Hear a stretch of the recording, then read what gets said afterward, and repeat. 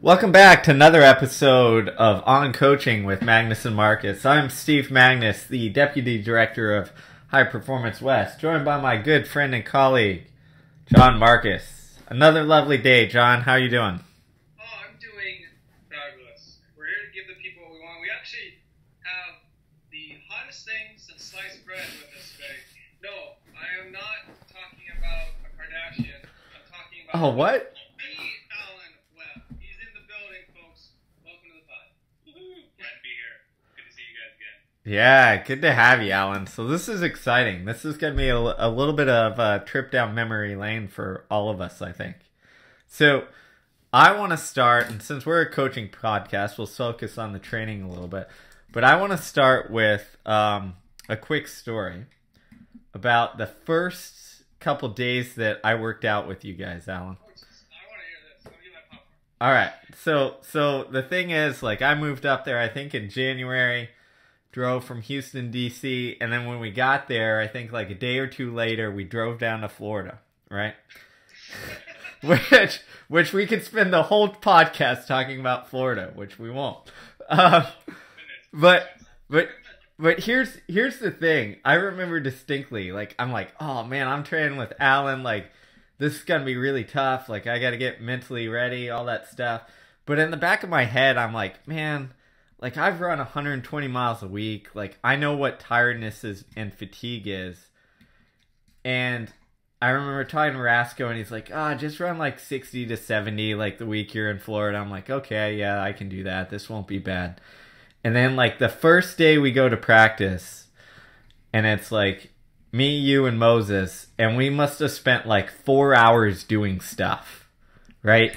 And it was it was the longest I've been at, like, the track doing stuff ever in my life.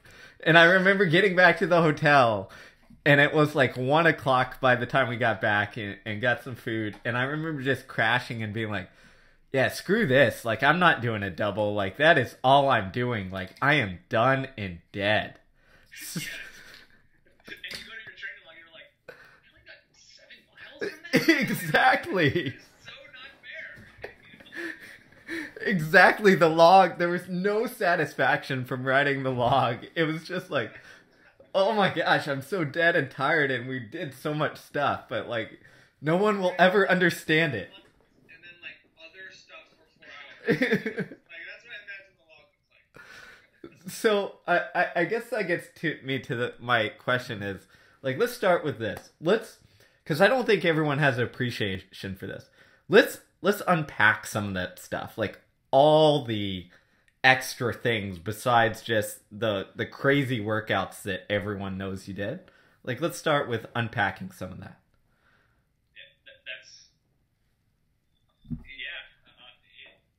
There was a lot of things that we did, and when we did it right, it was very, very helpful. And for me, that was, I've moved on from competitive running, and when I look back, that was really what made me really a good runner. It made me good, or it took me to the next level.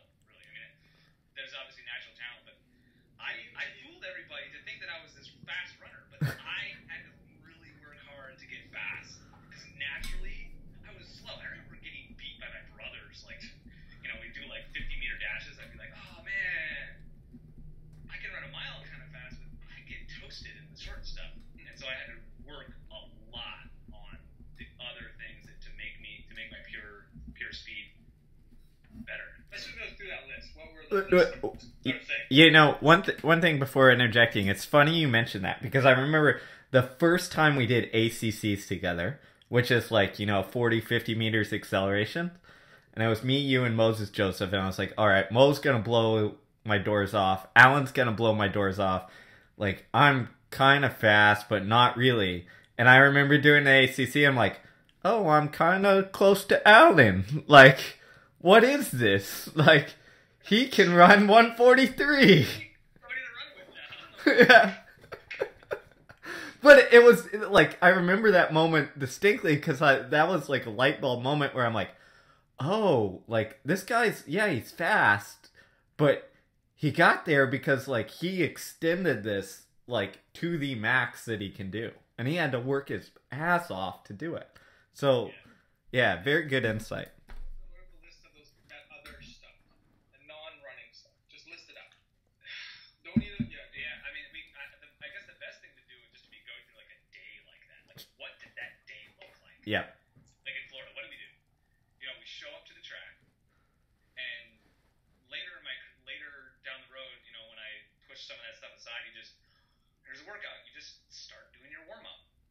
But I didn't do that. I would do a short. We called it the pre-warm up, which was like a joke. You know, this is a warm up before the warm up. Yeah, it's the warm up before the warm up. You say, oh, we're gonna do the pre-warm up, and sort of roll your eyes. And then we come back and we do a static stretch, and then a dynamic stretch, and then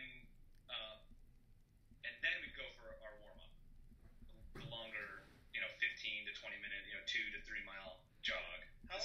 So how long did the pre-warm up plus both stretching methods take? Was that 10 minutes, a half hour? Probably 20 minutes. On 20 minutes, on a race day, I'd like to add a buffer of 10 minutes because I like to kind of rest a little bit before. So we started. I would start my warm up 90 minutes before the event started. Okay. So that way I do that little warm up, took 15, 20 minutes, you can kind of rest a little, and then I'd go for that longer warm up. But on a regular workout day, when we know you got a ton of stuff to do, we just roll into it. Okay, and then you go for the warm up jog. Then you go for the warm up jog. How long is that? Usually 15, 20 minutes. So 2 to 3 miles. I didn't do longer warm ups generally during that period. And then after that, then we do what most even distance runners do. You know, a set of drills, strides. Except the one thing I noticed is that we do more strides. We'd have those ACCs in there too. So we do 4 ACCs from a standing start, and then we do 4 more strides after that are sort of more roll into it, sort of feeling it. We put spikes. You put spikes on if you're going to do spikes. So we have those extra ACCs, which were short, and I'd always walk back. So it was sort of like a long. It took a while. What does the ACC stand for? Do you remember? Or what was it? Was it 40-meter sprints? 40 to 50. 40. Okay. I usually go 40, 1 times 40, 2 times 50, 1 times 40. Okay. With like full recovery walking back. It would be after 40 or 50, I would slow down slowly, which would take me 40 or 50 meters, and then you'd walk back that 100 meters or so. Okay. 90. How fast would be the fastest? You get to full speed at like top end speed or 800 meter speed? It would just be accelerating. Okay. How you just try to accelerate the whole time. You know, I more thought of it as like starts. Like you see sprinters doing. Oh, it's starts. It's kind of what I tried to have it do. And even on race days, I would sometimes give myself a little pause and kind of fire the gun in my head and then go to kind of mimic that. Didn't always go quite that all out and visualizing during practice. I knew we had a lot of stuff to do, so I just kind of, you know, practice being at a complete standstill and then going to mimic that. Okay. So ACCs and strides get done, then what's next? Then the workout starts. Okay. How long? So like 60 minutes before the workout actually begins, you start the pre-warm up? At least 60. At least 60. Yep. 60, definitely 60. Okay. So to get the Maserati engine purring, you need to do 60 to 90 minutes of warming up maintenance work. Am I interpreting this right? Yeah. Okay. Yes, but some of that is recovery. You know, you're walking back, so you're kind of moseying around. Yeah. And it made me feel. Sometimes distance runners kind of poke fun at sprinters, being like, "What do you guys do all of the day?" You're like, what do you do all the time? Yeah. It made me kind of feel like a sprinter. That's what I was gonna ask. You know, if I saw it, I'd be like, "Oh, they're doing a sprint practice." Kinda, yeah. It's like this, you know. I see the sprinters, they're out there, but you're like, you guys just sort of walking around most of the time. you guys doing over there? You doing anything? But they are. They really are. And it's hard stuff, yes. Okay. It is. So then you do the workout, and now from a general philosophical standpoint for Rasco, for the recovery interval between reps, was he a walk, jog type guy or coach? Was he a, keep it short and sweet as much as you needed? Like, what was the general philosophy between, let's say, just more standardized, mile race pace and 3K race pace range stuff? Like, what did that look like generally? First thing is that he did it by time, Mm-hmm. not by distance. So he'd say, you're going to run a quarter and get 2 or 2:30, or he'd be very explicit about the time? It'd be a specific amount of time, which I preferred. Because it was more specific. Right. I mean, 2 jog? Yes, I have seen it.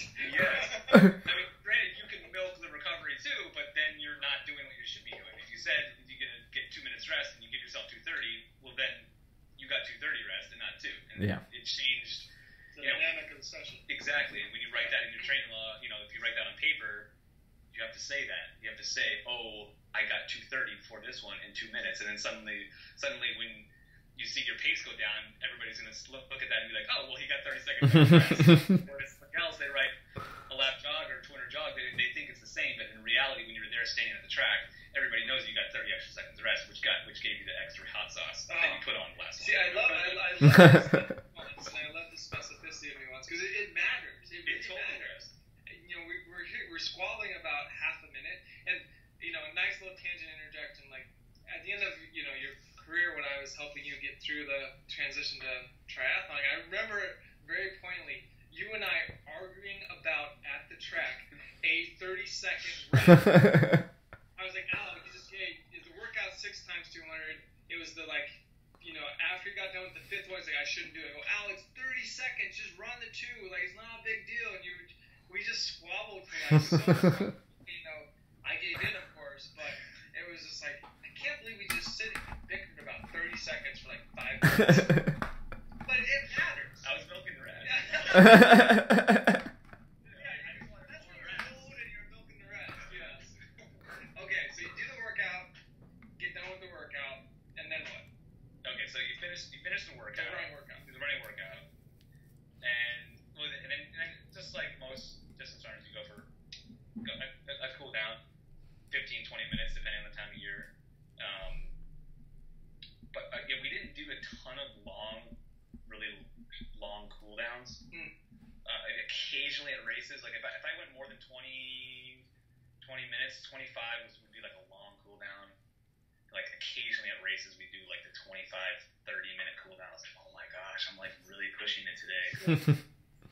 Whereas I saw some other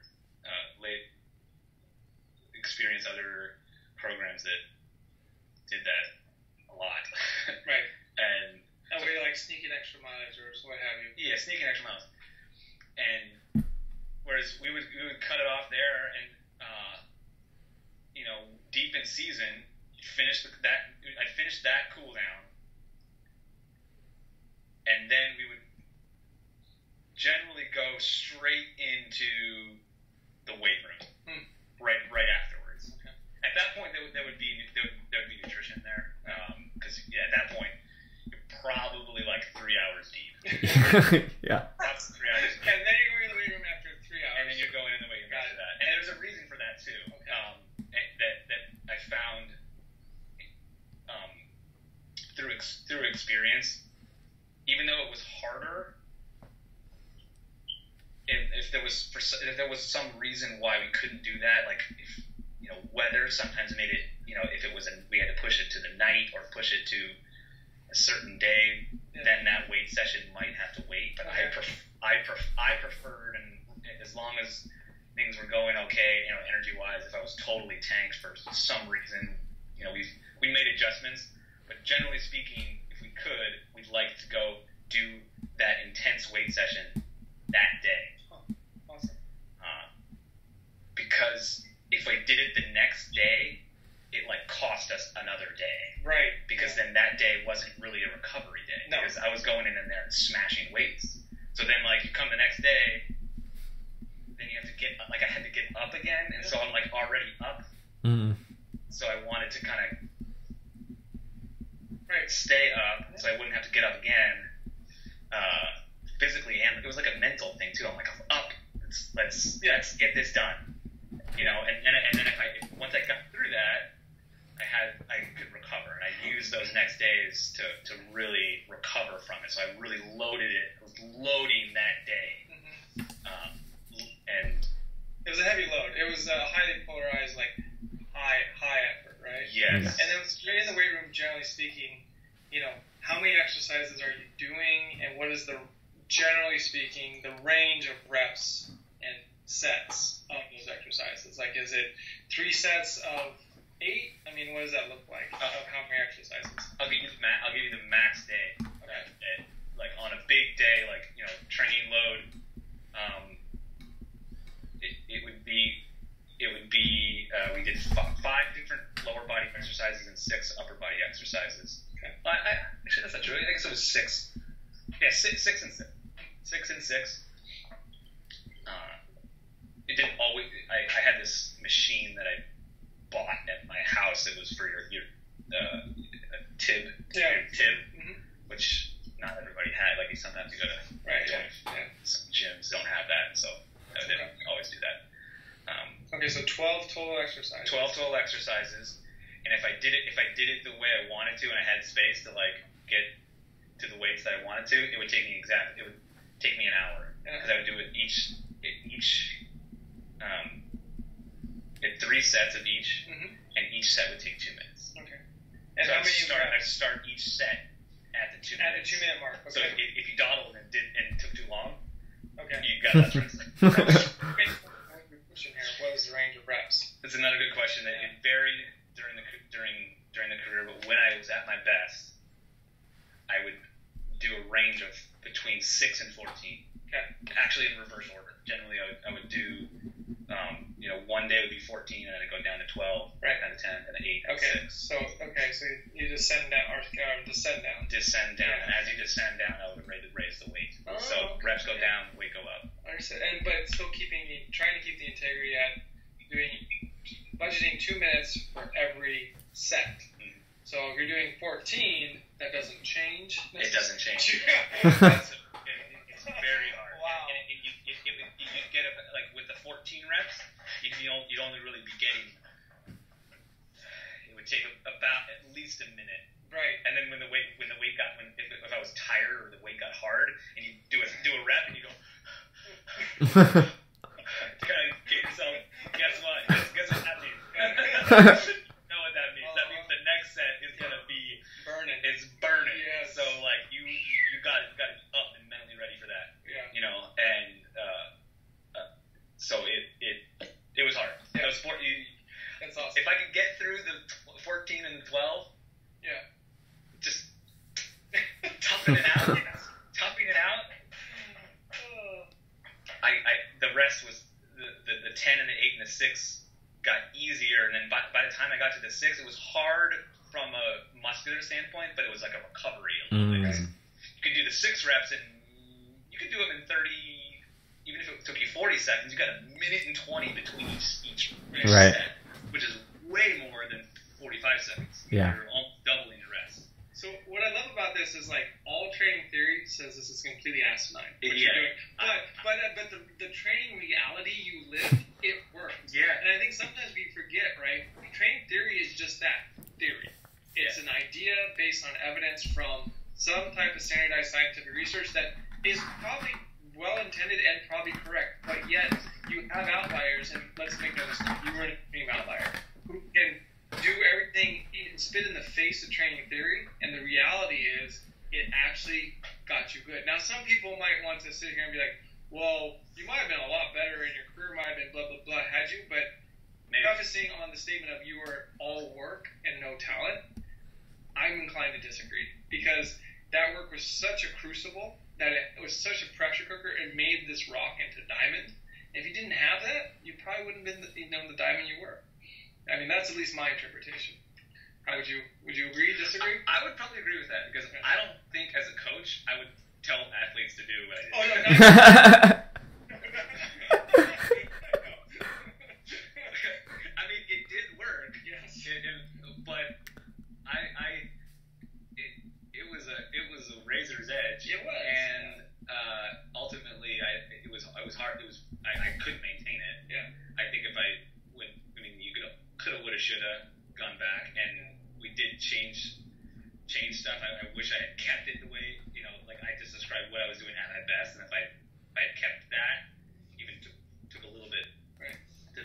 success, at least weight-wise, would be much better off. Yeah, Steve, did you witness this stuff, or did you do this or try to hang with Alan? Like, The weights were the least favorite part of my day. Because we'd be like trashed, like I would be trashed from the workout. And then like we'd go in the weight room and I'd just be like I was just full survivor mode at that point. Like I was doing stuff, but I was just like, it was trash. Like I couldn't do that. Like from my talent and work ethic style, like I could get all the way through the workout and be okay with what I did. But then I'd get in the weight room and it would just, like, I'd go through the exercises, but I'd just be dead, gone, like, zero. Your CNS is just shot. I Yeah. just remember me and you and Moses, and you tried to you had never done cleans, and me and Mo were, like, trying to show you cleans in some weight room somewhere. Yeah. You were struggling. Yeah. That summed up the weight room, man. It was a pure struggle. But do you see, like, it was really hard. But see, here's what I observed from my own self was that down the road, after going through all the different coaching situations and feeling what those training situations did, I realized that was kind of, for me, Yep. what replaced what a lot of athletes, distance runners, do at altitude. I was a sea-level athlete, and when I went to altitude, I never succeeded there. I always came back. I never got that boost. Right. I just never got the boost that most people come down and I feel awesome, and then suddenly you see this guy's like just popping these times, and then I would come back and I'd be worse. I'd be slower, and I didn't get it. I was like, I'd be all excited, be like, okay, I'm tired, but I can't wait until I come down from altitude and I'm gonna get that boost just like all the other guys did. And I'd come down and I'd get to the race and I'd be like, I'm slower now than I was. You know? You're like, what? Like I just wasted a lot of people's time. What's going on? Whereas that situation, those weight sessions, as like crazy as that was, is that once I took that off and I took that load off, very similar, even timing wise, to altitude. If I gave myself, like, I would get to the point and be like, okay, here, I'm satisfied. I went through this cycle, and I would take that away. And guess what you saw? You saw Drake 07. Yeah. Oh yeah. Right? Yeah. You saw U.S. championships. You saw the American record. You saw that 800. Like that was me resting. Yeah. Being like, oh, weights are cool, but I don't really want to be a weightlifter. I want to be a runner. That away. And then suddenly it was like, I was like, oh my gosh, I can, like, remember how I said I wasn't fast? I was like, wait, now I'm the fast guy.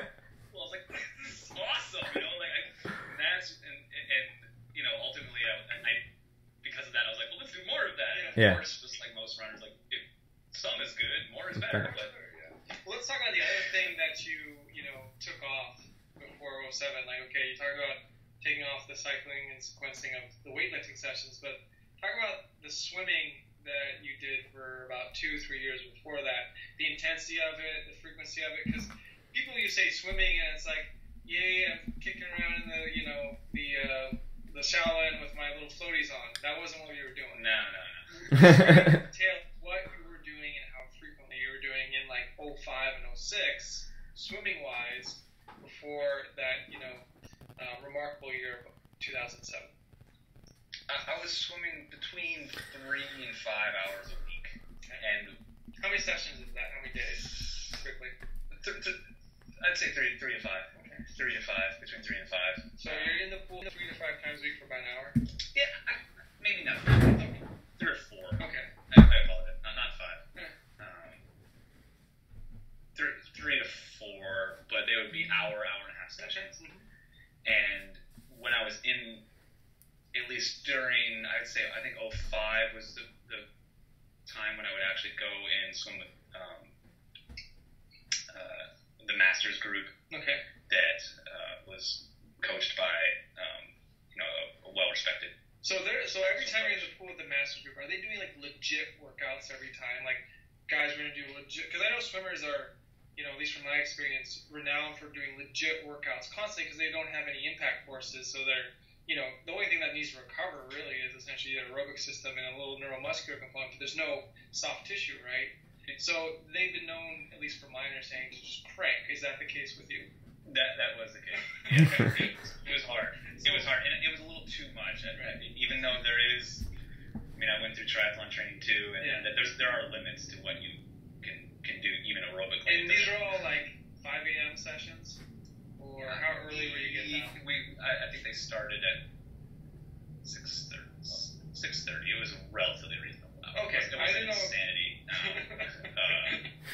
Some people get up a little earlier. I think there was the start time was like 6:30. Okay, so they're all in the morning before you ran. Correct. Okay. Yeah. So you swim and do a legit swim workout.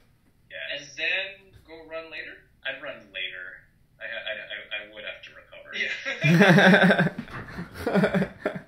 Not Superman. God. Yeah. When I was doing triathlon, I did not get to recover. I remember I literally got out and then would go start. Do a swim workout and then all right, let's go hit the track and do a track workout. I was like, oh jeez. Oh, that was. I'm still recovering from. I'm still recovering too. I was just like, oh, what am I watching? Yeah, and that's ultimately part of what the talent, quote unquote, is of being a triathlete, is being able to handle that. Right. Yeah.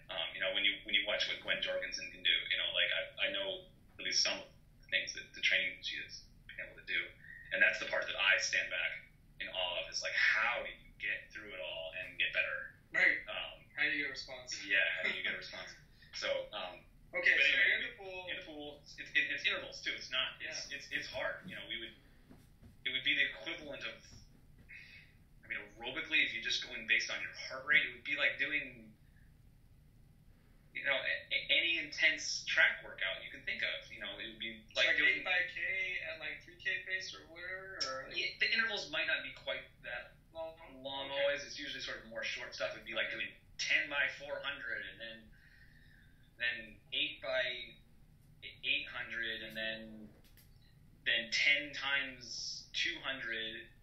And in swimming world, it's all based off time, right? Kind of like with you and Rasco, you're going to do like this length with a minute rest, right? Mm-hmm. So that I think that's why it clicked with you and Rasco, because you came from that swimming background as a youngster, and that's how workouts are structured. So like, who needs 4-hour jog? I know how to rest for 2 minutes in the pool.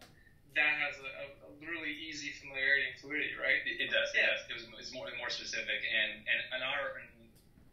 circle back to the question of you know what we did during the recovery. It was this recovery itself was specific, but we didn't get too hung up on you know what you were doing during that time. You just weren't running fast for 2 minutes. Yeah. Okay. I mean, if it was. Generally speaking, you know, if it was over 2 minutes rest, you had to juggle out. You had to shuffle around. You know, I couldn't just stand there and you know be eating Doritos during the rest. You had to move a little bit, you know. But that part of it wasn't. The purpose of it was to recover, so you could get going for the next rep. And you know, you need to flush your legs some. You know, that. You did that, but the specific part of it was how long you were getting to rest. Right. Okay. You know, and I always felt that when we specified how much running you had to do, that changed the purpose of the workout. Right.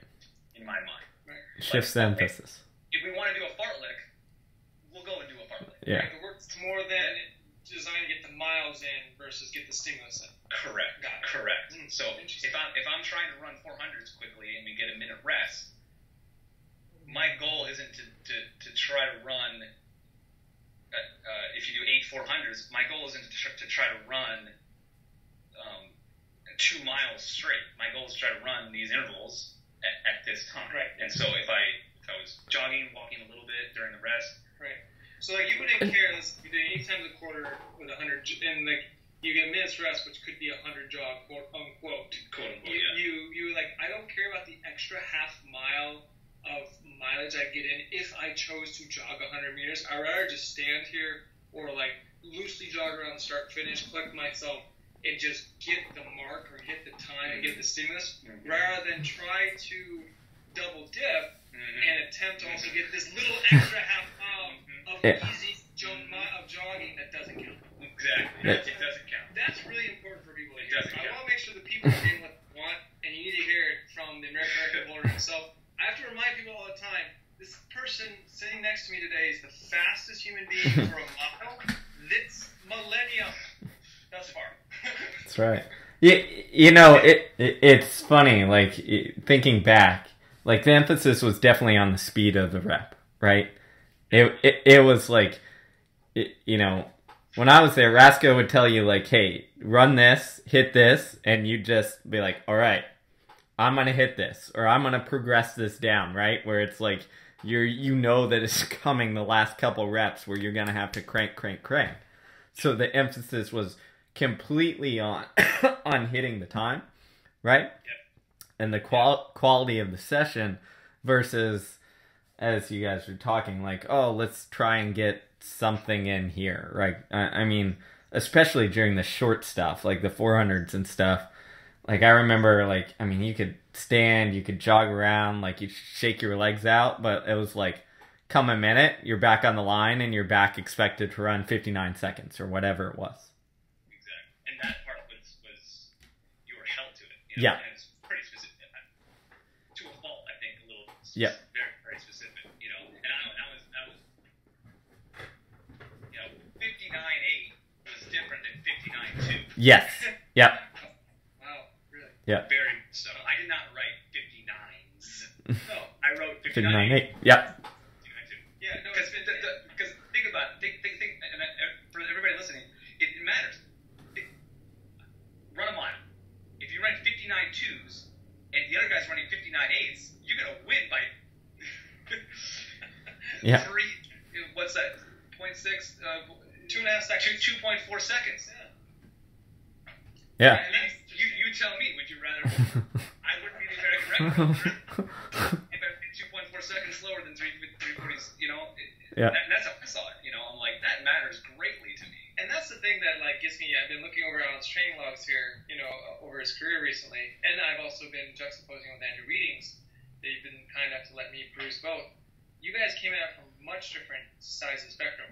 You were meticulous, was unmatched. Like, just, you could tell everything was meticulous in the reps and the sets, and it was all timed very well.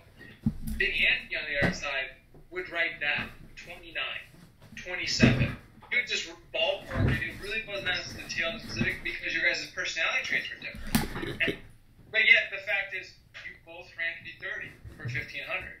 Albeit, that's just one mark, one thing, and you can look to that. But I like to just, you know, want to put a pin in it because you can go about this recipe of success on multiple ways. From the, you know, some might say anal retentive side of the spectrum. Some say the laissez-faire spectrum of Andy.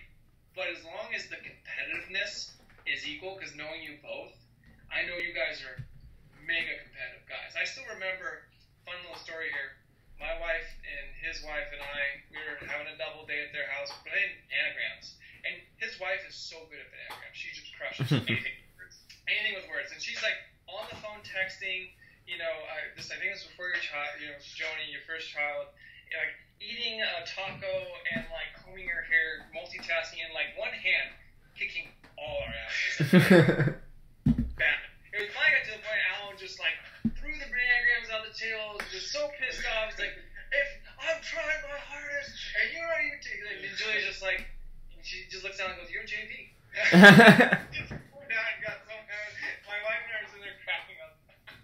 But Andy shares that competitiveness new about everything. So that's a really interesting point that I hadn't thought of really about like our running logs. Is they almost show like what we value and what's important, right? Like Alan's, you look through it and it's very meticulous on the times of everything, right? And the rest of everything, like the workouts are very specific. You look through other ones and what's highlighted is, you know, maybe the miles per week is like the thing, right? And it's that's a really intriguing insight. And I wonder how much that, you know, obviously plays a role with our personality, but it also shows that like, what we track and record is what we value. Well, it's without a doubt, because when you look through his logs, the time on the workout, the reps of the workout, was meticulously recorded. Mm-hmm. How many miles he ran? It was 10. No point. It was like, I mean, every now and again, but it wasn't quite that anal retentive if you just went for a run. Yeah. Right? I rounded those. Yeah, you rounded up hard. Like, I was just like, how many miles a week he averaged? It was totally always a whole number. But it was always to the 10th and sometimes the 100th on reps of, quality. I loosened up and just went with tenths. Early on, though, they were like super anal. Yeah, I knew the accuracy of your stopwatch, and so there was a limit to it.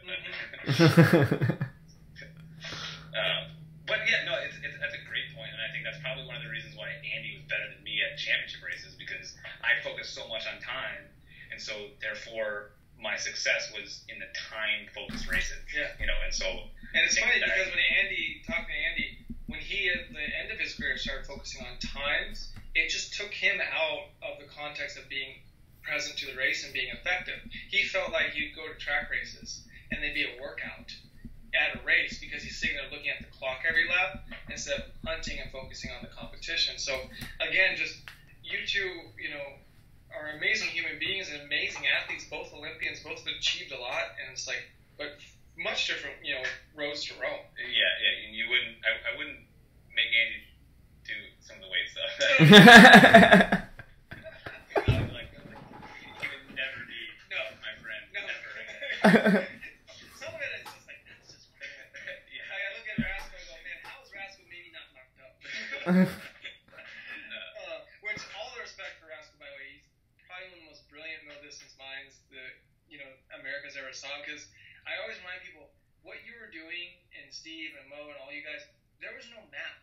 The science wasn't as, cutting edge. It wasn't shared as widely. It wasn't applied to distance or middle distance training theory at all. So it's kind of like Rasco, John Cook, that whole generation of people were kind of guess and go, and you guys were the guinea pigs. Yeah, we made mistakes, but other people have done. That's all good. That's all right, But so let's talk more about. Let's get back on track with the swimming, and then when you took the swimming off, and how that shaped 2007. Well, it did two things. I did get a boost from that, similar to what I described with the weights. I did when I would get a similar, altitude-esque boost when I took that away in a different way. Not from a speed standpoint, probably more similar to an altitude feel. I would where you. Like a global aerobic or aerobic recovery type. Yes, okay. just a general recovery. There was probably some speed part of it too, but more aerobically. I would feel that boost and be like, I can open up more. And I think that was part of. Well, I mean, it was more globally that led to 2007. I think. I took that away, and then when I had a lower training volume from an aerobic standpoint, that probably allowed me to be able to absorb some of those weight sessions better, and allowed me to get through more just getting through those sessions, which then let me get. It's like one thing leads to another. Like the long run helps you get through the tempo stuff, and the tempo stuff helps you get through the intervals, and the intervals ultimately lead to the race, and that was kind of the progression there, but from a gosh, Steve, give me a science word. Macro cycle, maybe? Is that yeah, probably. Give me a sign. That's what I'm here for. Yeah, I would say that. I did pick up your book the other day. Oh man. Uh-oh. I got into just from how much training you're doing. Yeah. Right. Yeah. Macro cycle. And that helped me get through those speed, faster anaerobic sessions during 2007. Yeah. And then ultimately, I ran very well that year, and so because those workouts were insane. Yeah. Speaking of which, we still haven't finished that day yet. That day. Oh, yep. That day is not over. Let's go back. You're right. Oh yeah. Let's finish that day in Florida. We didn't finish that day, which is an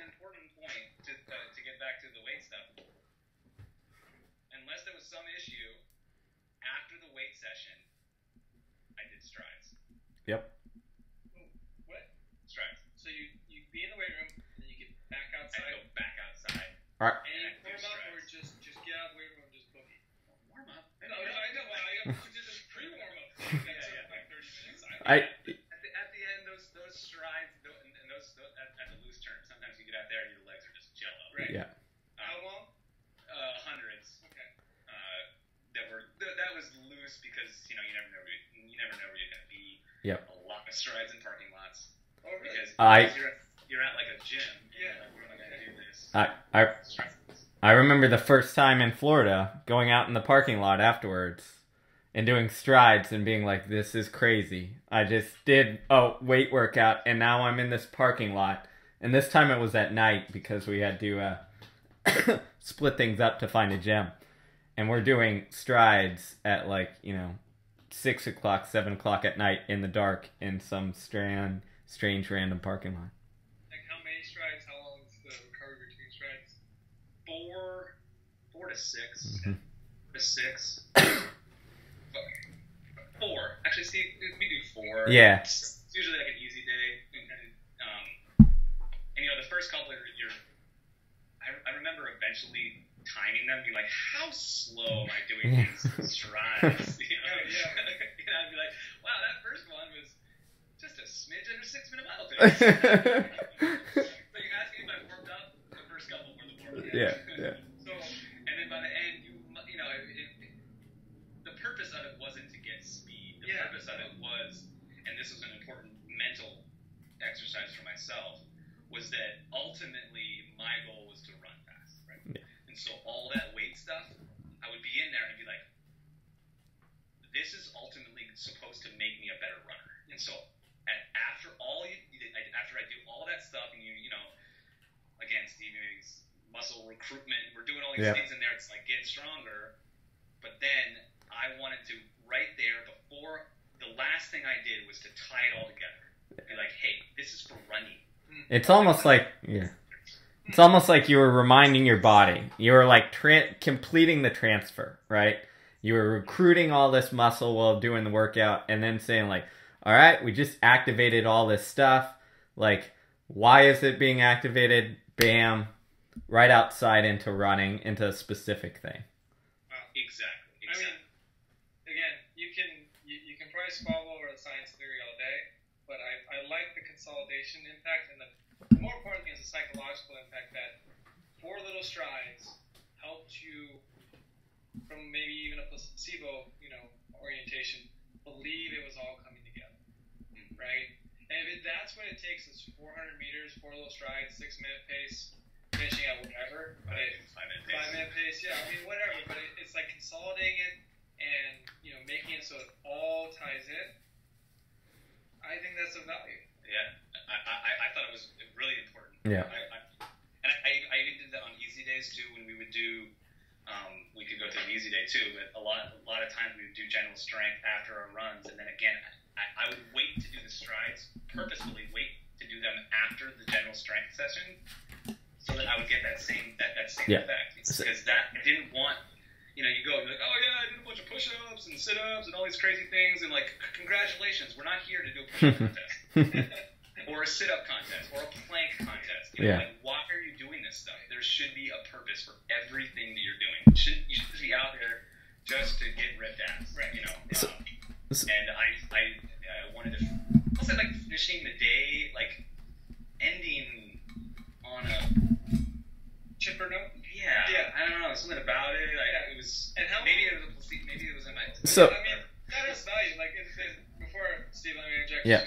How was the recovery between the strides? Was it walk back? Were you jogging? What was? So you do 100, and then you would slow down slowly, 30, 40 meters, and then slowly walk back to the finish line of the previous one. Okay, so I got about 30 seconds. I always thought it was 5 minutes to do 4 strides, about 5 extra minutes of my time to walk out there, 4 strides, with a little mini walk between, and then walk back. It was such a small thing that you did. So it was basically, if you were on track, it'd just be down and backs, but without, you finish, decelerate out, turn around and walk back, start going the opposite direction, decelerate out, turn around, down, back, down. Correct. Yeah. Correct. Okay. Correct. Yeah, I I just want to be clear. And that was the end of it. That is the end of the workout there. So. Wow. What time is it? I think we take about an hour to relive a 5-6 hour day. Yeah, and then it would be. So you didn't do that much mileage, but dude, you are tanked, man. Toast. You know, you are tanked. Yep. You're Toast. tanked. And you need a couple days. I would need a couple days to recover from that. So you mentioned this briefly, but let's walk through a easy day, because I think that's important too. Do you want the easy day or like the Monday before the track workout? Let's do the Monday before the track workout. Okay, so the day before we go through our 5-6 hour day. The day before that would be during most of the time be like an 8-mile run. Generally, we'd do that pre-warm up, go for the 8-mile run, and then just from a logistics standpoint, a lot of times we'd be at Burke Lake because it was a better trail there. This is not ideal. Ideally, we'd have the track there, but the trail was better, so we always did that. So there's this little like 15-20 minute gap from the end of that run, but we all jumped in the cars and drove to the track. And you know what? This syncs up because Alan's a big trail snob. I remember running on a half-mile strip by Max light rail ride here in Portland. Half-mile strip because the gravel was crushed enough and smooth and it was flat. Half-mile back and forth, we do 10, 12-mile runs on that. Half-mile, turn around. Half-mile, turn around. 10 to 12 miles of that because it was not too hard, not too rocky.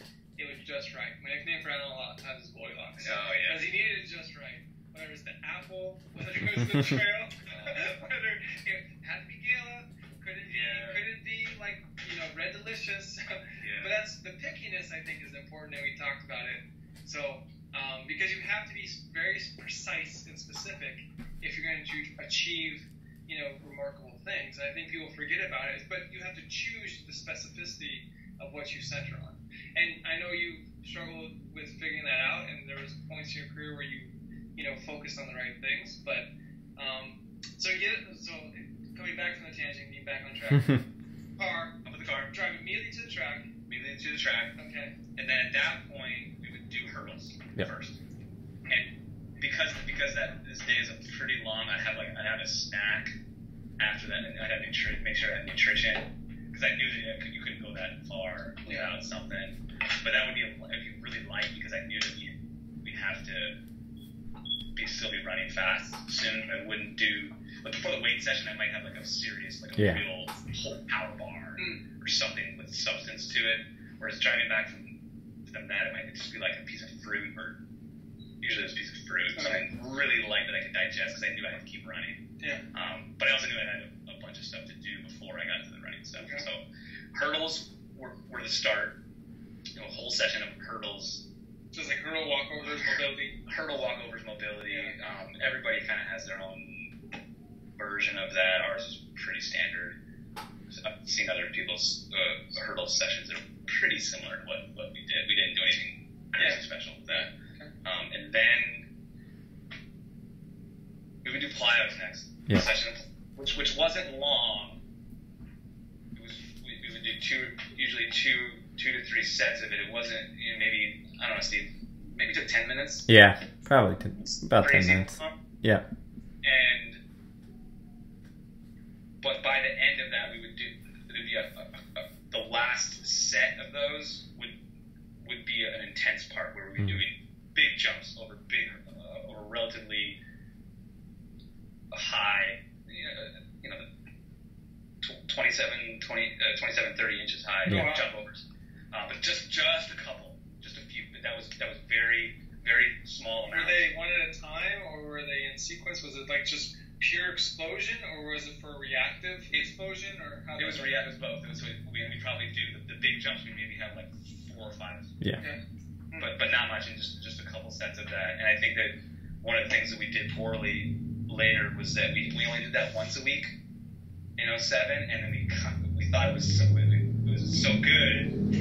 We tried to do it twice a week, and I think that was one of the things that was the too much part of it.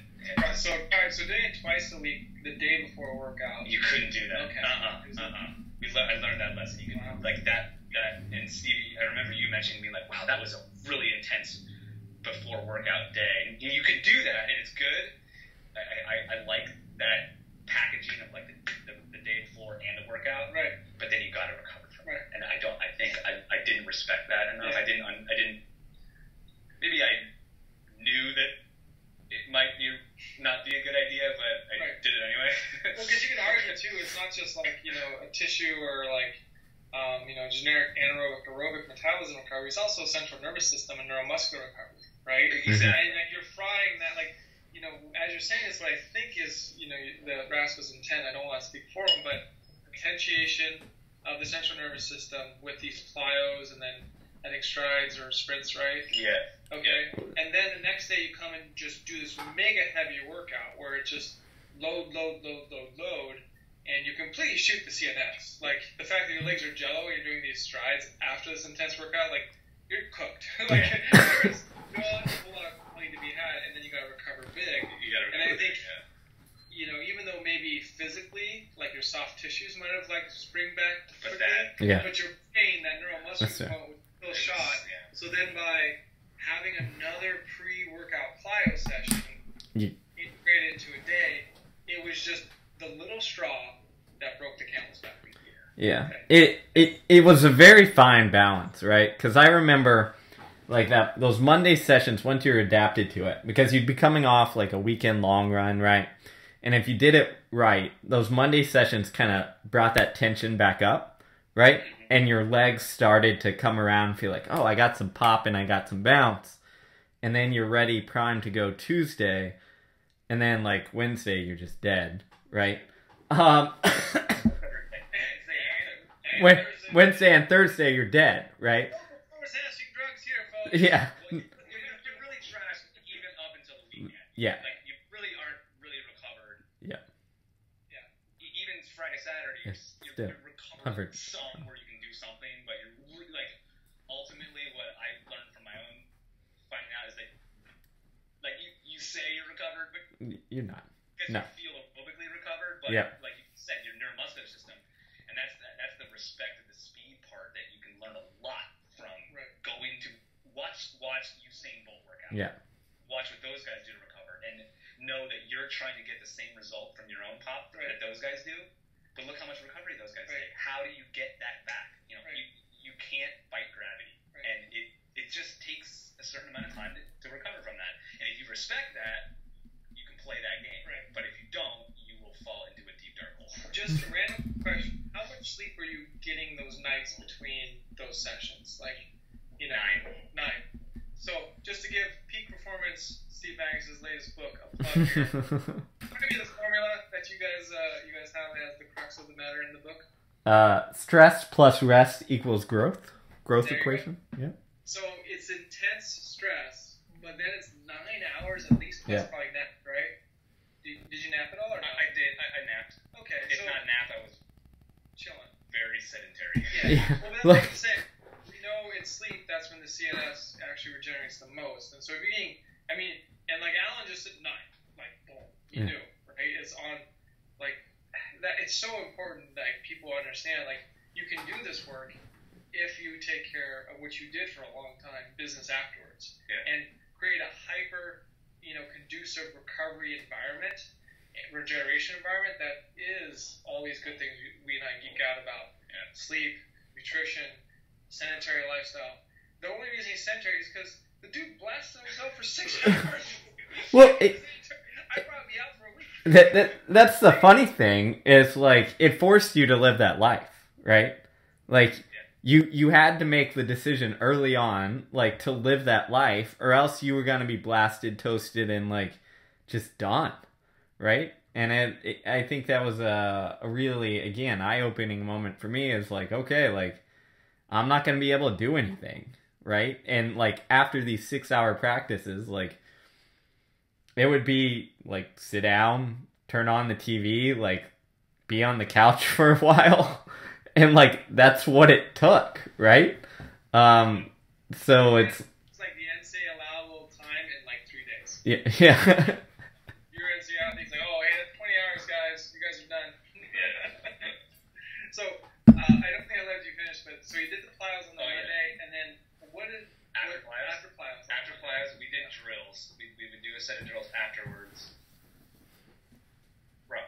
liked to have the drills after plyos. Okay. Plyos, then drills.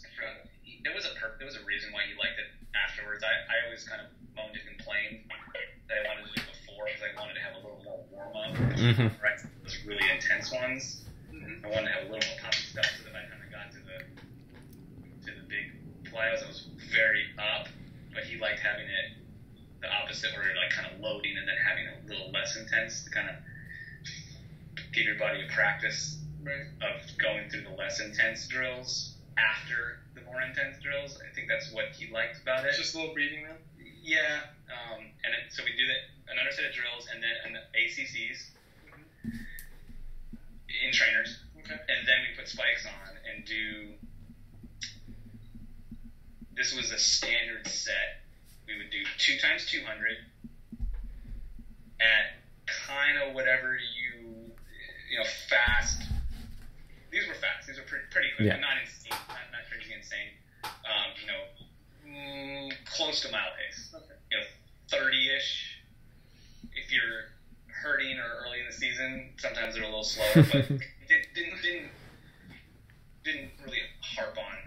So this was a little bit more fluid. It was kind of just like a la carte how you felt. Yeah. Let's just see what today is going to be. Yeah. Okay. I mean, this is the day before a workout, Right. so you're not super stressing about pace. Okay.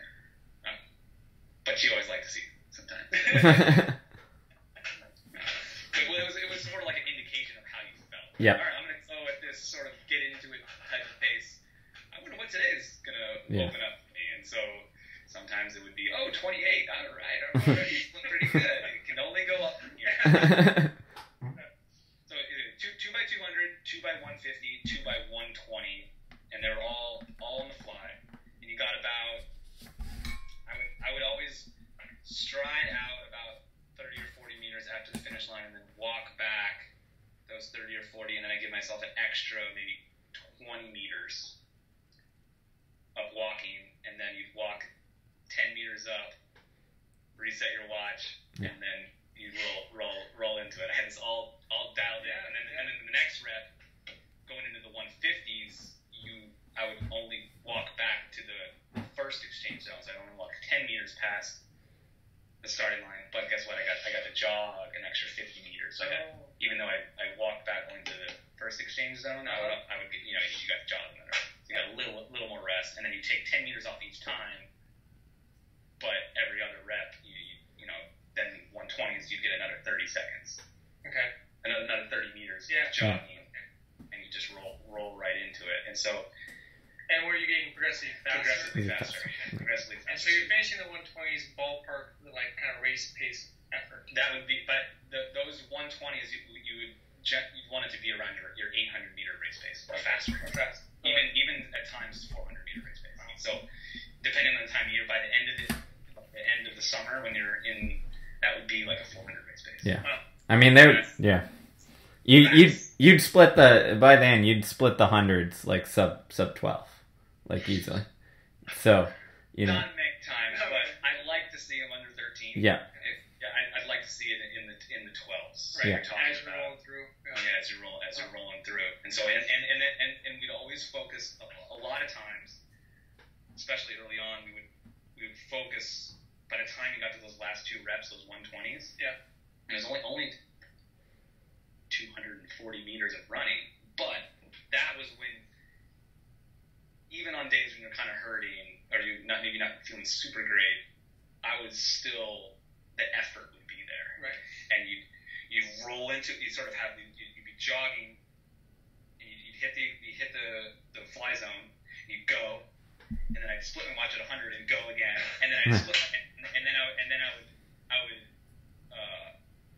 either Roscoe would be out there cueing me with 40 or 50 meters to go, and you put another effort in. So let's quick tangent. What's that cue? Roscoe's out there. This is like, I mean, it sounds like it's a mini speed workout the day before, a hefty workout, but Roscoe's out there cueing you.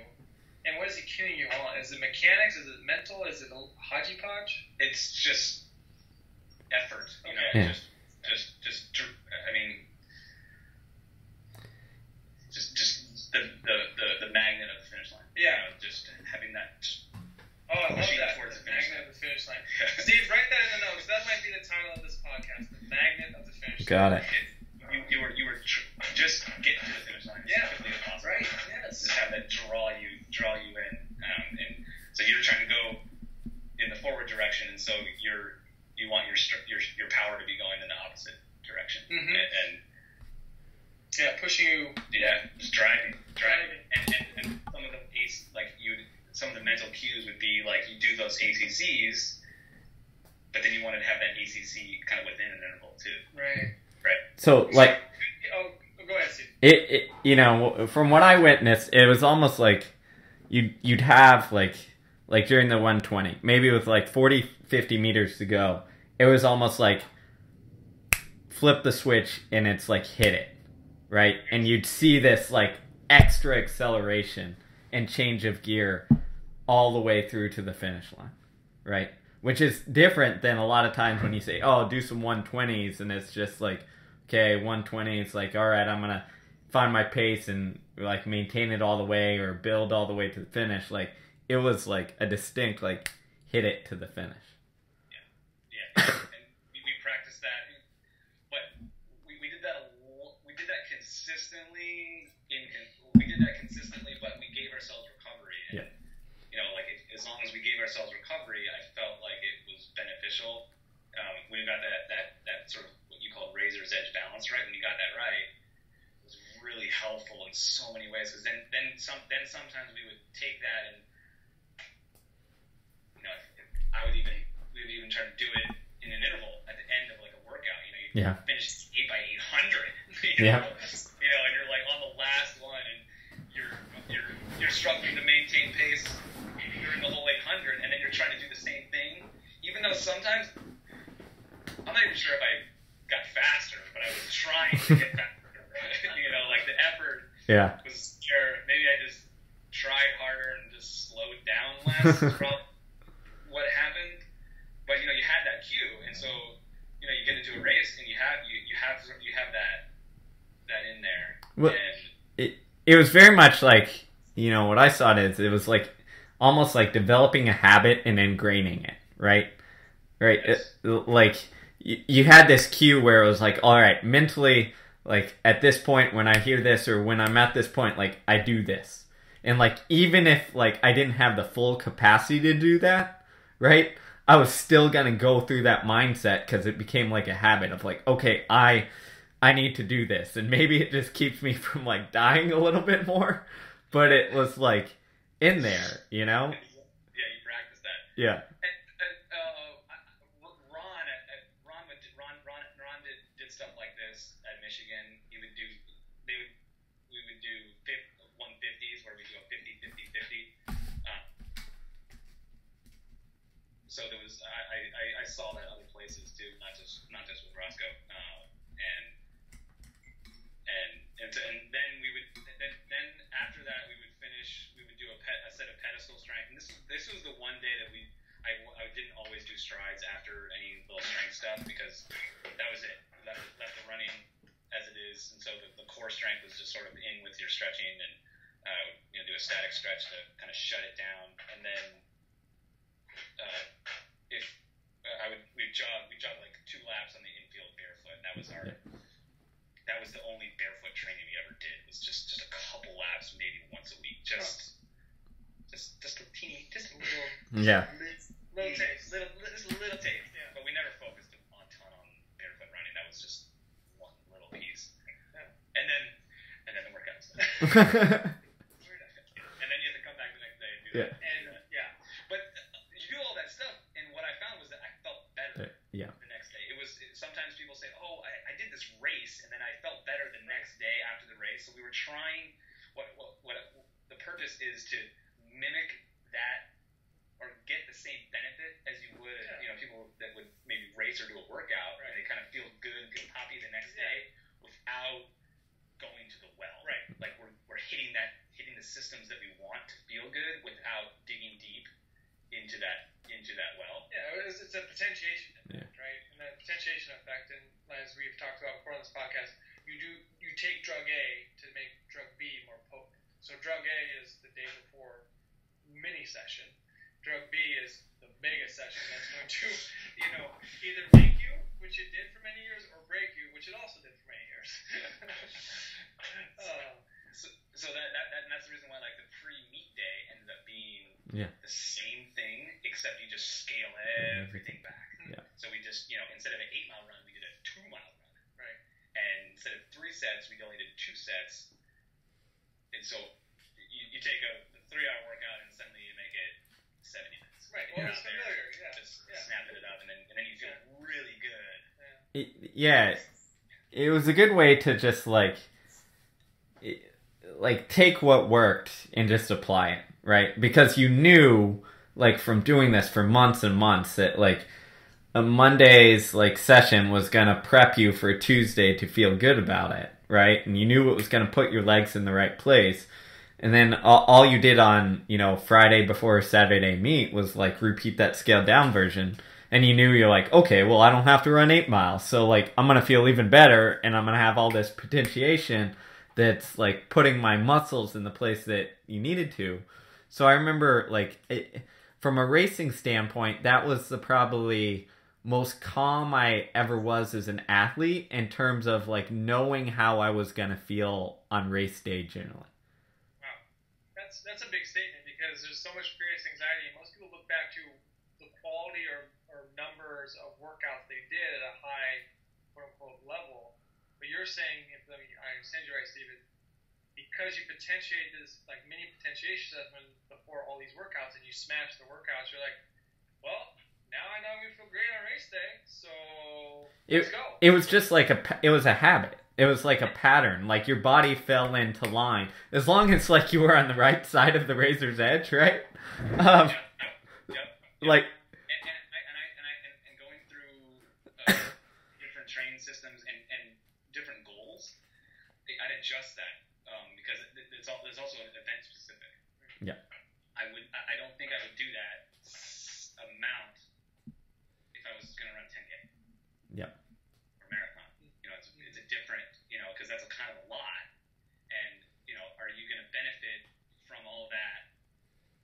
But, you're out there for a little while. Right. Yeah. And so if you're running, a 10K or a half marathon or something, the benefit you might get from that, you're going to feel really good for the first mile. But you need to run a whole 10K. And so you got to factor in how much energy you're using versus how much, where's the cost benefit ratio there. Well, I think that reflection is important. We talked a little bit offline before the podcast started, and Alan kind of shared with me some wisdom that Gags gave him a long time ago.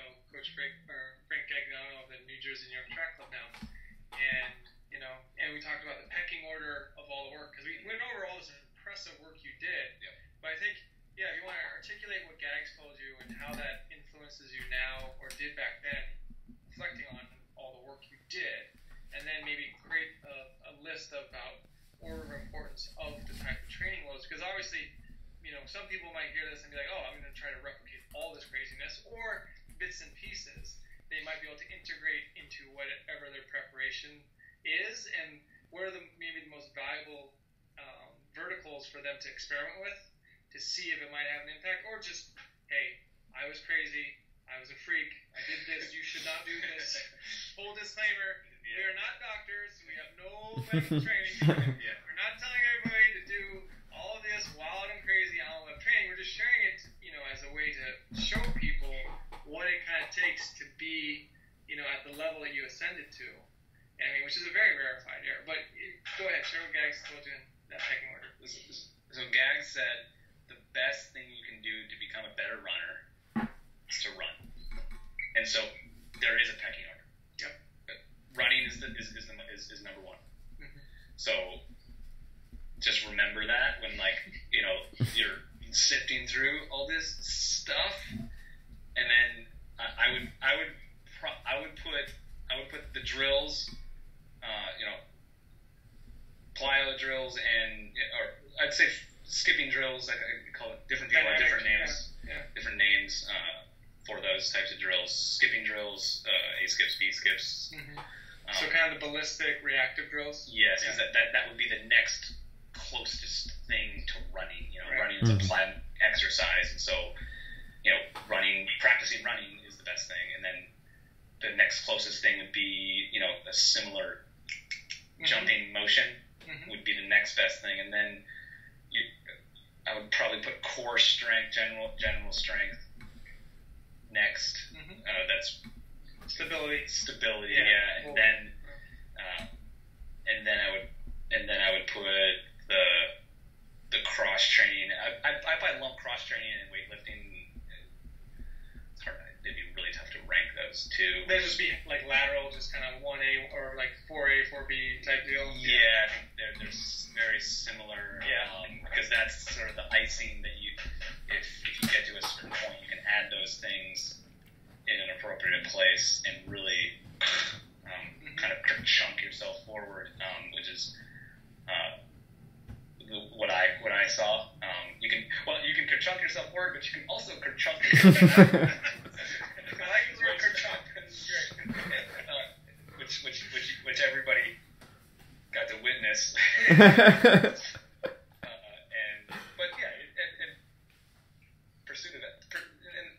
In the pursuit of excellence, you have to be a pioneer. You guys had no map. Like, to go to the space you went, to be the only person, to run as fast as you've ever ran for the mile, like, you're going to take some risks, and you're going to roll the dice, and sometimes you get, double seven, and sometimes snake eyes. Yeah. I respect the Alvin, I get it. What, like, I guess one real quick question on training before maybe we move to one final thought and, end this awesome episode. On reflecting now, you've coached a little bit at the high or college level. Your wife coaches, at the high school level. You're getting into, coaching as well now. Without plugging whatever that is, but just as from a reflection standpoint, what was something you just look back on and like, oh, done. So I would not do that again. I would cut that from ASAP. I don't know how I survived. I don't know how, but we did it, and it didn't kill me. But now looking back with some age, perspective, and distance, would you be like, no, don't want to do that? Oh my goodness. I experimented with doing really high mileage for myself, and I think that was just not a good choice for me. It was not effective for me. It just wasn't helpful. It was totally counterproductive. And I think it was mostly because I didn't respect the recovery part for me. I did it and I didn't, I didn't recover from that. At least I would say prolonged high mileage. Right. Prolonged. You can get, if you look at my training logs, you can see where if I did it right, where I just had these little spurts. And I see a lot of elite athletes succeed on running a lot, but in these perfectly planned, perfectly well done spurts. Right. Like you have to break eggs and make an omelet, and then you recover from it. And if I had to cut that out, it was just so counterproductive for me. So you're saying what was a little bit more effective was like maybe a 100-mile week here and there as another type of loading modality. Yes. Rather than saying, I have to get 100 miles a week every week, otherwise the world's going to end and I'm not going to be fast. Exactly. I don't want to discourage people from training hard, because I think if you do it right, you get those benefits. But again, what is the purpose? You're trying to get better, and Steve, you got your thing coming out about stress and rest. Stress it. Don't be or you have to do that. It's part of the game. It's part of it. Then just respect it, and you'll get that back. In 2006, I ran 1 week over 100 miles. One. True story. Wow. Yes. Because I remember after that, I was like, oh my gosh, I 100 miles a week. I need to rest like crazy, and I respected it. Yeah. And then, but then there was times when I think I had like 130-mile weeks, had a string of 130-mile weeks. Where did that get me? Hurt, injured, slower, fatigued, frustrated. And I think that's the thing, is to know what works for you. But I'm not, I don't think Alan or I am bashing high mileage by any means, but just know the stimulus that you'll respond to. And you figured that out. You didn't respond to just global mileage. No, I didn't. No. But there are a lot of other stimuli you did. So, I think that a lot of people say, I'm just going to translate a linear type training philosophy or other high mileage training philosophy, and it's going to work for everybody all the time. Again, the law of specificity demands, or individualization demands, that you respect the athlete in front of you. And some people might respond wild and crazy to high mileage. And, Steve and I have coached people that do. Yeah. It doesn't, and that's why this is for a miler. Yeah. Right? Yeah, but we're talking about trying to run the mile, And I know milers that respond really well to high mileage, but it's like altitude. Everyone's their own responder. You didn't respond to altitude for a variety of reasons. Other people respond super well. Yeah. So, exactly. So that's a perfect example. Like, you can't, I don't know, it's to say, oh, it doesn't work for me, so don't ever do that. But for a miler that, responds well to weight training and is from sea level and never did well off of that training. Look at the evidence there. Right. And what you call high mileage, like in college, like, when Andrew Wing was at his, pinnacle, he was a little bit close, he was running no more than 35 to 45 miles a week. So your 60 to 75 to him is like, whoa, that's crazy. This man's insane. So I think perspective is important, but it's good to hear people get your perspective. Steve, do you have a question? Because I got one more thing to wrap up, just a fun little memory to get Alan's take on. Unless you want to ask use a science word or two. No, I like the non-science words or two on this one. I think that's a great point on mileage. But I think more so, like, looking through my notes on this and like reflecting on Alan's training and seeing all his logs is, I think the lesson is like that. It's know who you are and like respect the stimulus that works for you. And also on the other side is like, don't get greedy, right? It's really tempting for everyone who's successful to like say, all right, like this worked really well, like let's do more. And like from a mileage standpoint, sometimes that's like, oh, 100 worked well for 3 weeks here randomly, like let's try 8 weeks at 120. And you see that all the time, right? And because like especially at the elite level, like we're talented enough, like your recovery's on game enough to like fake your way through that for a while so you can survive it for a little bit. Versus, if I do that with a high school kid, he's like broken very quickly.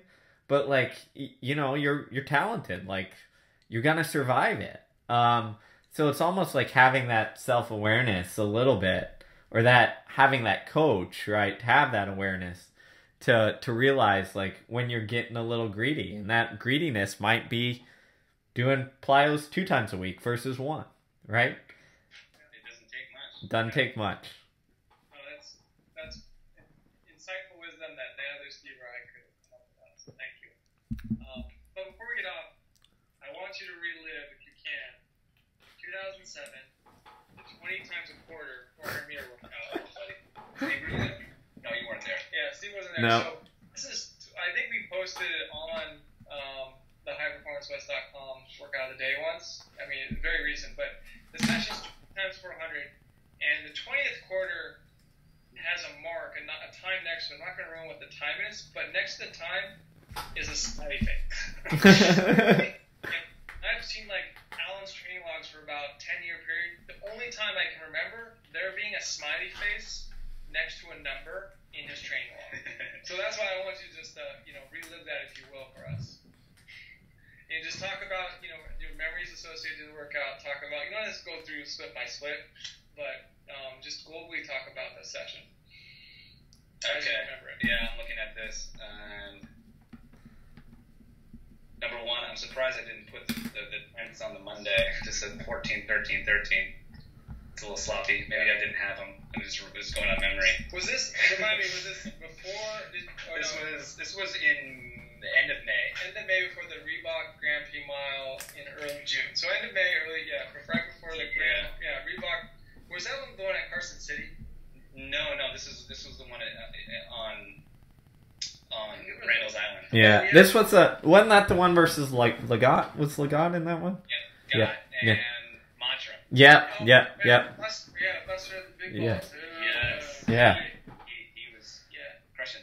Okay, so all right. This is the week before that race. So you didn't race it the Saturday, you raced it the following Saturday after this Tuesday session. Yes. At 20 times a quarter. Okay. So this is about so 20 by 400. They're in sets of 4. You got sets 1 and 2. You got a minute rest, and then between sets you get 3 minutes rest. The first 2 sets were in flats. Sully was there. Okay. Kevin was there. So you get 60 seconds rest between the reps in the first 2 sets. Correct. 90 seconds between the reps in the third. A minute 45 between the fourth, and then the final set of 4, you get 2 minutes. 2 minutes rest. 2 minutes rest. And then globally, from set to set, 3 minutes recovery. Correct. Okay. First 2 sets in flats, the last 3 sets in spikes. And so the first set. Wait. You did. Wait. So the last 3 sets in spikes? The last 3 sets in spikes. Yeah. So that's 12 quarters in spikes. That's 3 miles. That's 5K basically in spikes. all at sub 59 pace. Yep. All at sub 59 pace. No, there's only one above 59. Okay. One. Yeah, that's right. So, there's one above 59. All right. The ninth one. The first rep of the third set. Yep. So you go 62, 61, 60, 59. I won't give you the tenths. 60 high, 60 high, 50, 58, 6, 58, 9 for the first 8. So you're about 61 or so average the first set. Say 60 flat for the second set, and then third set you're 58s, 59, 58, 7, 58, 0, 57, 1. Okay, and this is where start putting some salsa on the taco. Start putting a little sauce on it. You know, you're kind of progressing within each set, and you might slow down a little bit for the first one, and you start to progress as the set goes on. What was your mindset like going into these faster sets of these quarters? So like set 4 and 5. So you're in spikes. You're feeling kind of good. You know you're in like career fitness, right? And now Rascal's like, all right, you can start playing, be disciplined. We're gonna cut it down, but you're playing a little bit. You know, walk us through that. I didn't really play till the last set. Oh, okay. I'm in the moment, just trying to make sure. So you're just getting the job done. Rascal's like, here's the splits. Get the splits in. Getting the job done. You're a workhorse at that point. I mean, your quarters in, but guess what? You still got 8 times 400 left. So you're not patting yourself on the back yet. Okay. With 8 400s to go. Yeah. But I'm just focusing to just keep. Do you focus like 1 rep at a time? One rep at a. I'd say 1 rep at a time. Okay. At this point, you're 1 rep at a time. Yeah. And you just can't see light at the end of the tunnel yet. Not quite. Okay. Or at least you're not. Yeah. Not quite. Not till the last set. I went, or the second to last set. I go 57.9, 57.2, 57.4, 56.6. You're progressing down, and then I got to that point, and I knew the goal was to try to get around 55 seconds per 400. That's where we wanted to kind of finish off. That was the goal. At that point, I was like, okay, if we keep progressing, we're going to be doing pretty good. So you've done 16 times a quarter, and now the goal is to do 4 times a quarter at 55s. Right? To progress down. And so you didn't even at that point, you weren't totally letting the reins loose, but. Right. So these are disciplined and controlled up to this point. Well, and it's controlled as 57. Right. I never ran this match in. I can do 1 set of that maybe, and that is like me gassed up. Grind 1 set and I'm out, guys. Thanks. That's all I can do. So I'm just curious. The percentage of how much I'm taking off. Right. You're still like, okay, let's make sure. Don't. You're riding very set. You're not cheating that. But you just know that you can keep going, and I had done many workouts before that had prepared me for that duration and number of reps. So I'd been at that somewhere near that. And then I just went 57 flat, 56.5, 55.6, and at that point I was getting 2 minutes rest. And compared to the first set, when you're only getting a minute and you're in flats, so I have the benefit of spikes at that point. So it's all building. Right. So on the 20th quarter, where's your mindset going into the 20th quarter here?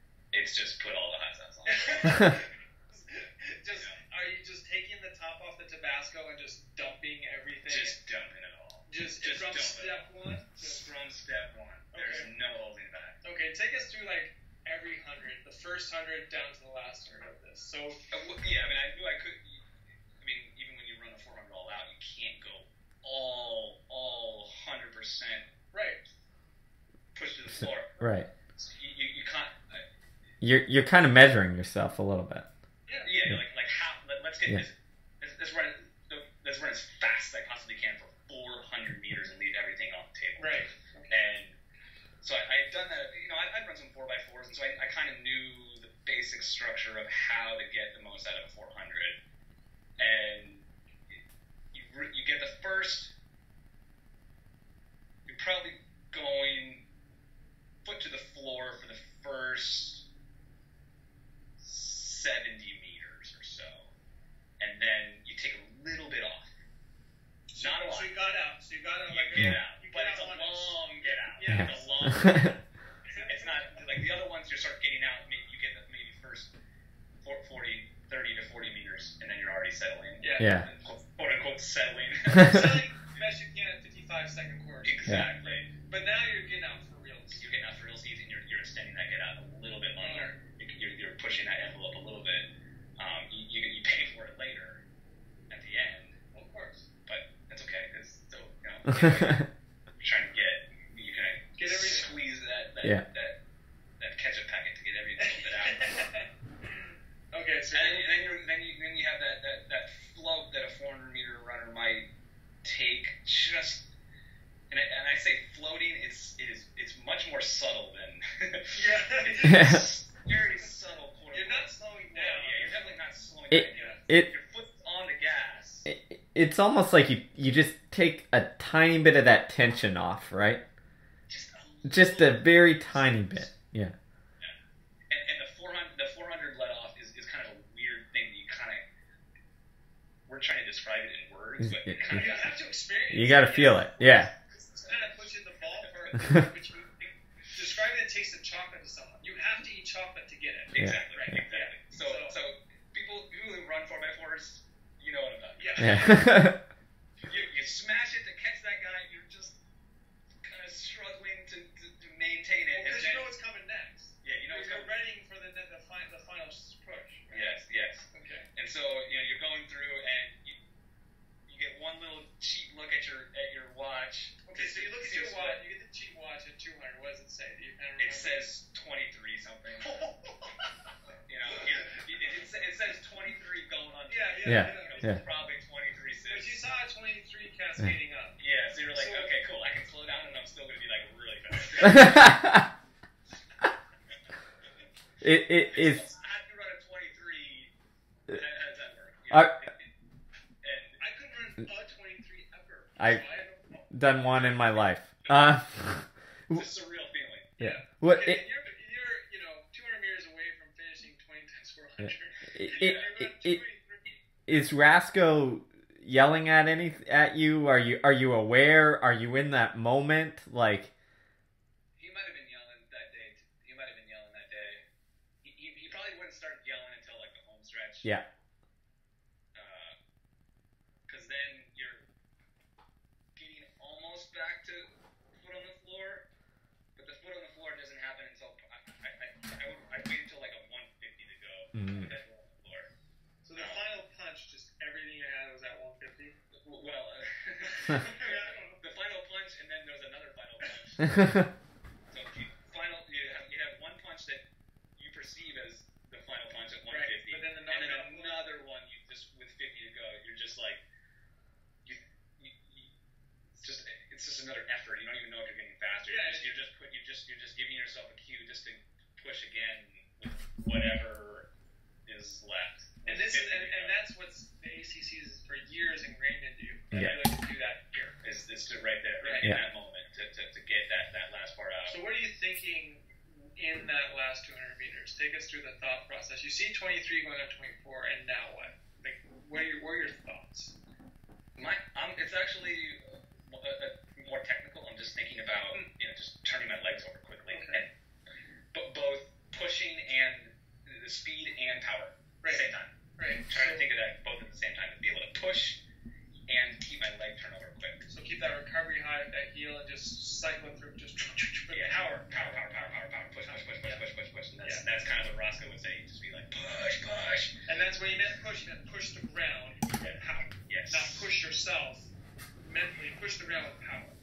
Maybe a little bit from column A. Yeah, okay. I learned that, as a quick aside, is, push the ground. Sprint coaches say that, and what they mean is push the ground.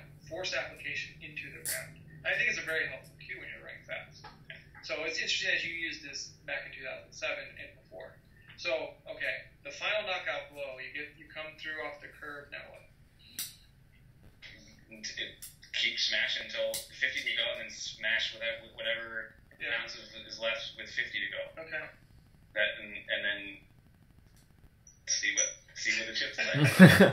Just see what the chips like. Okay, so you get done, and I know you're always meticulous about how you finish sprint reps. Like you decelerate out because you didn't want to create this jarring impact. Did that happen, or was it just a hard stop?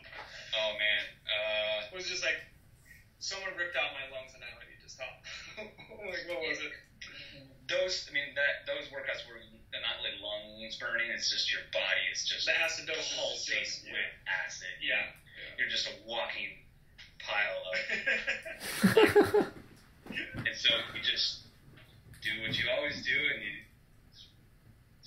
suck it up, swallow that pain down until your body naturally flushes that out, just enough so you can move. You're like, woohoo! I just ran 50.1. 50.1. Now, did you time that or Rascal time? We both did. Okay. He said he had it at 49 and change, but I looked at his watch and it was like 49.98 or something, and so I couldn't with good conscience. And I think I had like 50.06, and I always rounded up to the next 10. Wow. Wow. That's what I love. Is like you took the slower measure. Yeah, I always rounded up. Yeah. Because I felt like rounding up factored in for race day anxiety, race days, little nerves, plus it was a fly start. And FATs, like kind of with my hand. So there's, I figured at worst I ran 50.01. Yeah. 0.1. And I was all, and it was, I had a couple other workouts that were pretty good previous to that, but. When did that crystallize in your mind? After being able to do that, maybe some space after the acidosis wore off and reflect on it, or maybe immediate. Like, what did that crystallize anything in your mind? Did you just go? I mean, what did you tell yourself after that?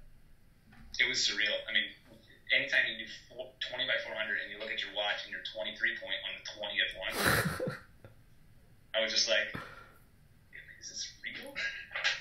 Is this happening to me? Yeah. It's like the interval workout. I think it's chapter 35 in Once a Runner, where it's just, he just does interval on interval. I think it's like 60 times a quarter, and it's surreal. And he describes it very similar to what you're saying. Yeah, it's surreal. Wow. It's surreal. And it was pretty cool. But I also knew that I was experienced enough to know that, like, hey, that's a real deal workout. I need to recover from this. Right. And so I'm just looking at my training log, and that day I did 14 that day total. So it was like warm up, cool down, but then I took a day off. The next day was day off. Wow. 0 miles. And then 10 days later I won that race in New York. I ran the last 112 flat. If I remember correctly, there was somewhere in that last 100, there was a bam, like push it, like gear change, just like in practice. Yep. Same thing. I was thinking the same exact thing. Yep. I was honest with me, Legat, and Matron with 200 to go. I actually felt better then than I did at the end of that workout. I was like, oh my gosh, I am going to unload this last 150. And that was it, and because I had practiced it. 11 days before that, I had done exactly that, and so I got to that race, and that last 150, I played that last 200 in my mind and in practice so many times before he got there. That was, you just saw the last little teeny bits at the end, but I had done that so many times in my mind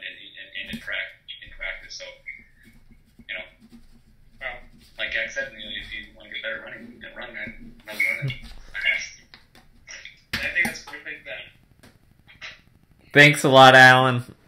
This has been an amazing podcast, amazing interview. Best podcast ever. You will probably beat Mike Smith. Yeah. And, and Lauren Fleshman's one that we just had too was, one of our best ever as well. So we continue to raise the bar. Yeah. The insight here is just amazing. I mean, I have so many notes. I hope you coaches take value in lessons and all of this, because it is, we're a one-of-a-kind runner, and amazing to share all this. So thank you very much.